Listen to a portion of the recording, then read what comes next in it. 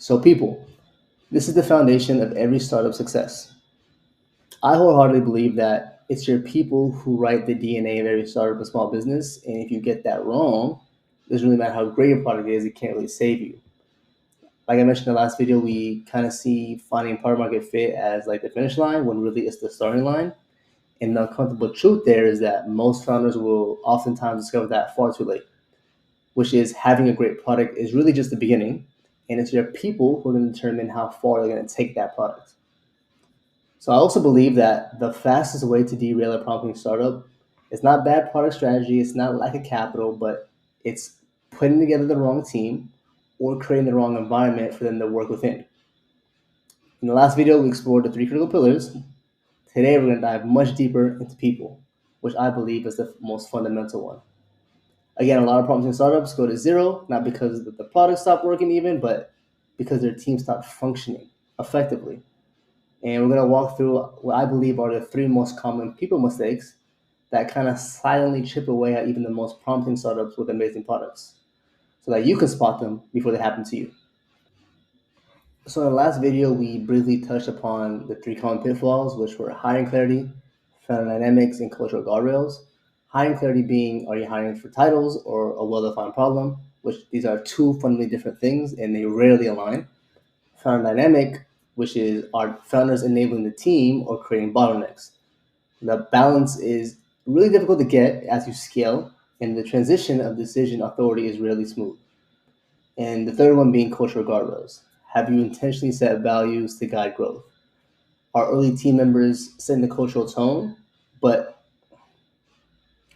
early team members set the cultural tone, but the seeds are planted by founders from day one? So before we dive into this, I just want to pause right here and ask you guys to take 10 seconds to kind of rate your business on each of these dimensions from 1 to 5.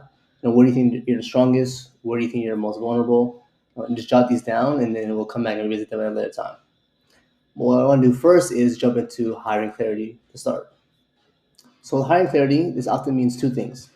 One, knowing exactly what gap you need to fill, and two, ensuring every new person can step into a clear scope problem right away.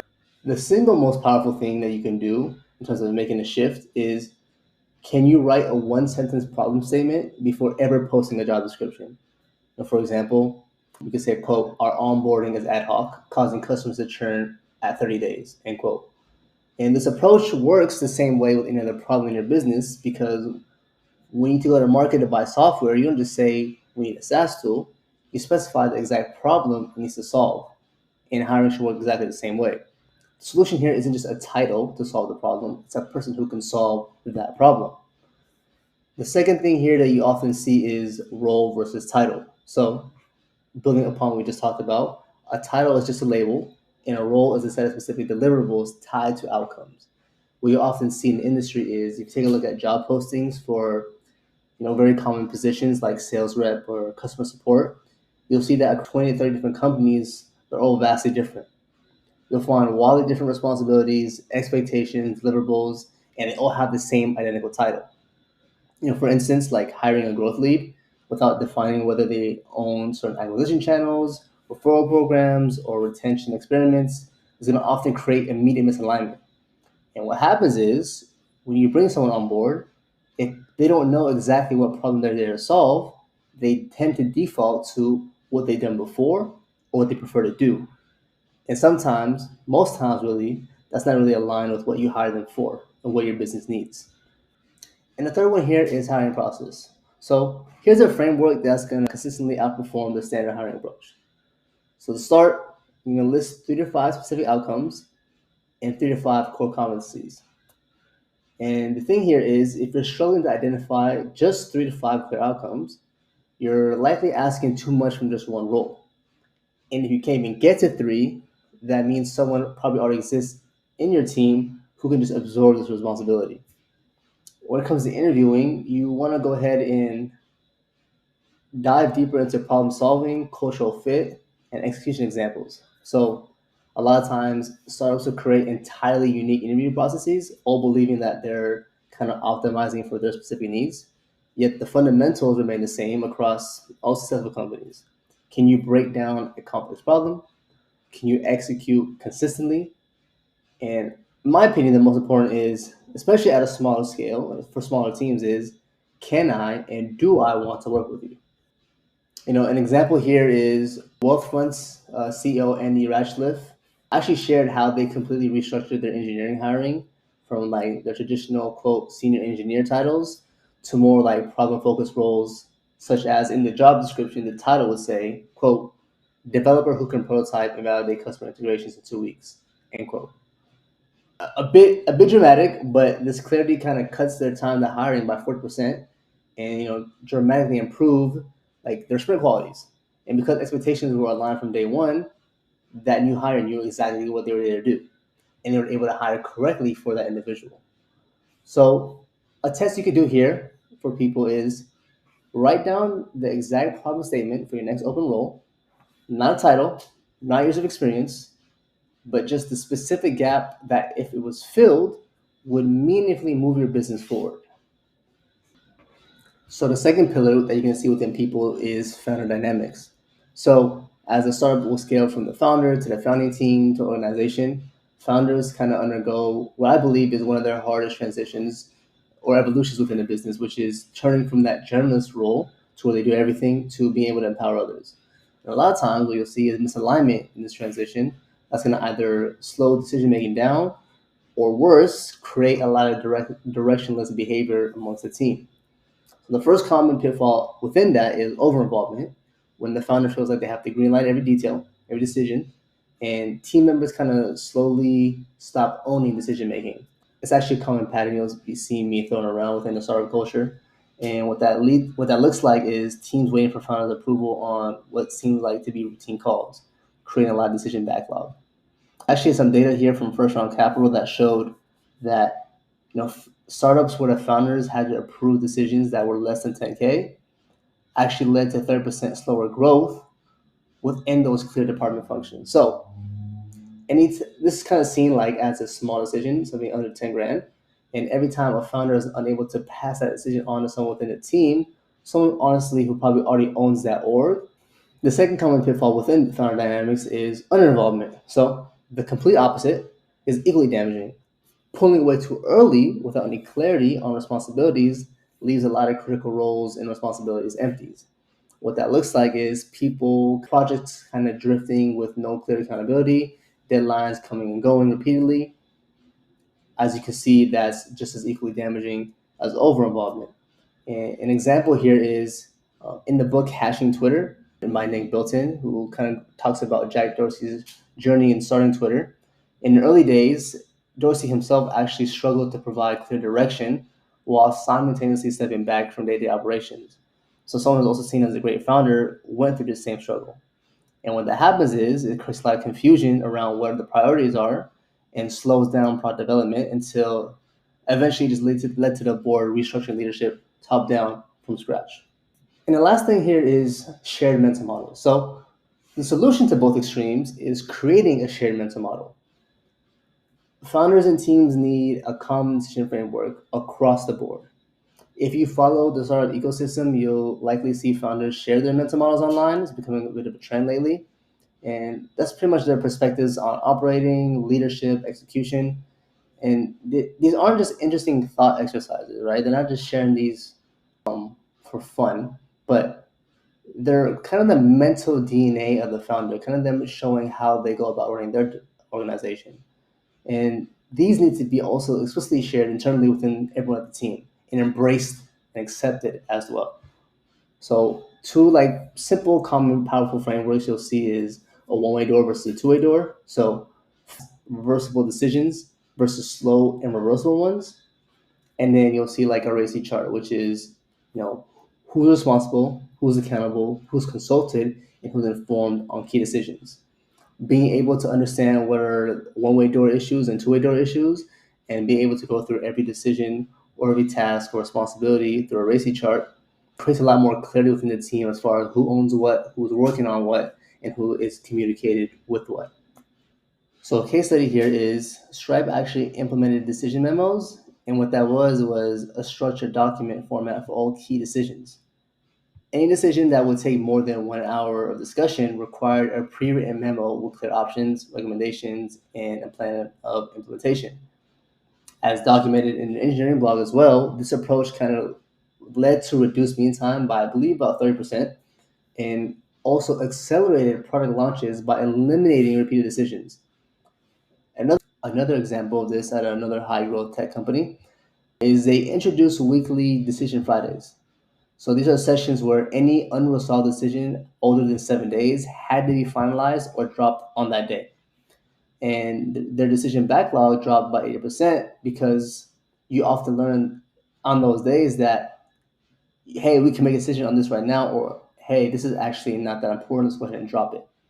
And their product releases became a lot more predictable and clear again. They can see the next 2 to 3 or 4 weeks a lot more clear than before.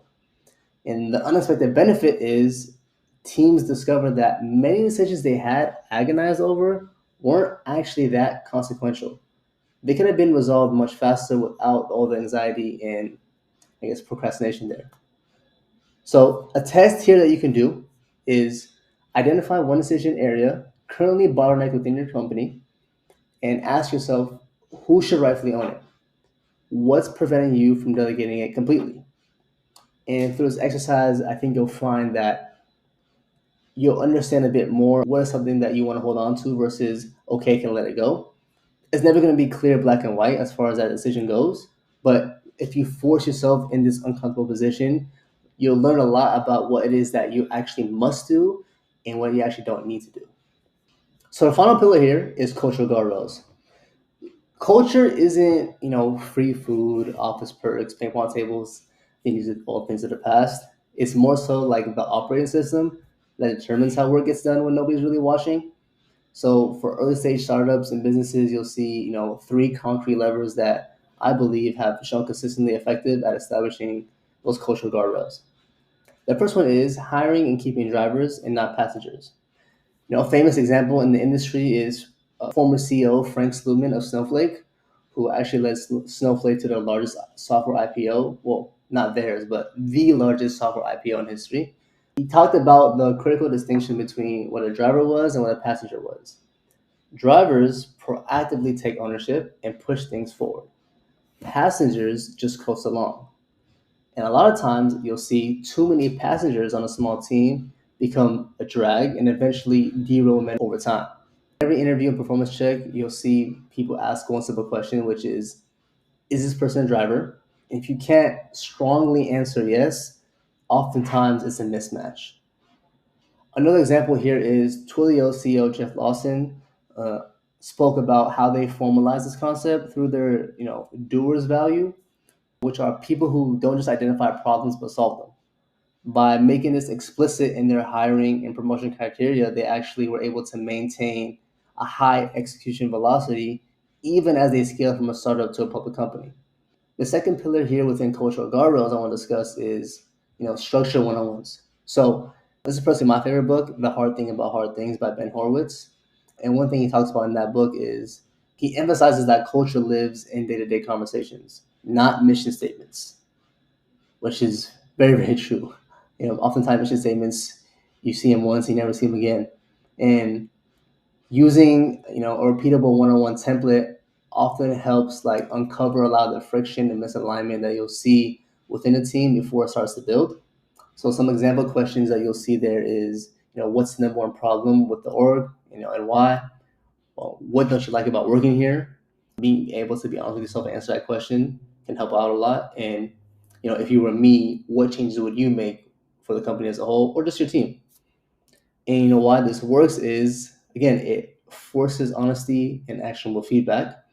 You don't really stick to any company slogans, and you get to know exactly where your guardrails are breaking down. And a common pattern you'll see in the industry, you'll see in LinkedIn and Airbnb, they've kind of documented how structured one-on-ones changed their own trajectory by catching those misalignments early on. And the key there is consistency. These aren't casual check-ins, but routinely structured one-on-ones where they're able to consistently uncover where the problems are coming from and how they can solve them.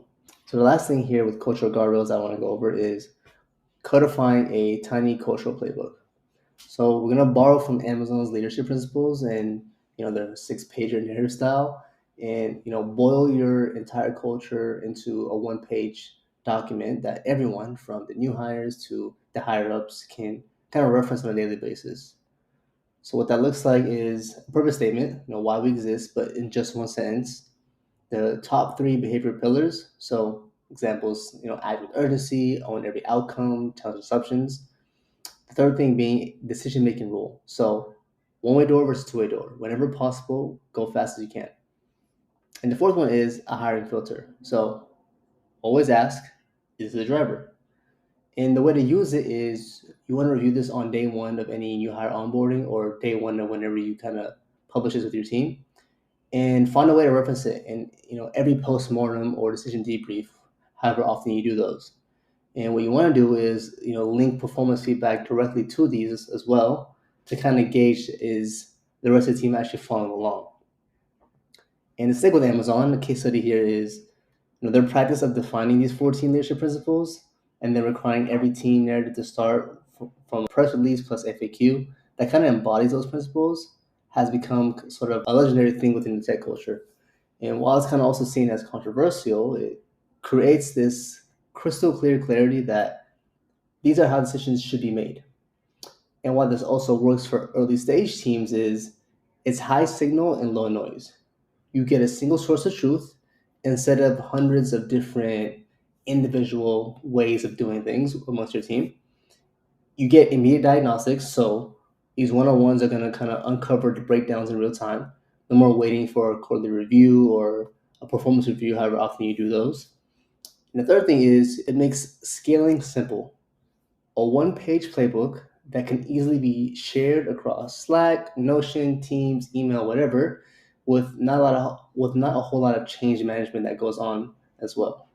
And a simple test you could do here is, could any of your team members recite these top three culture principles right now?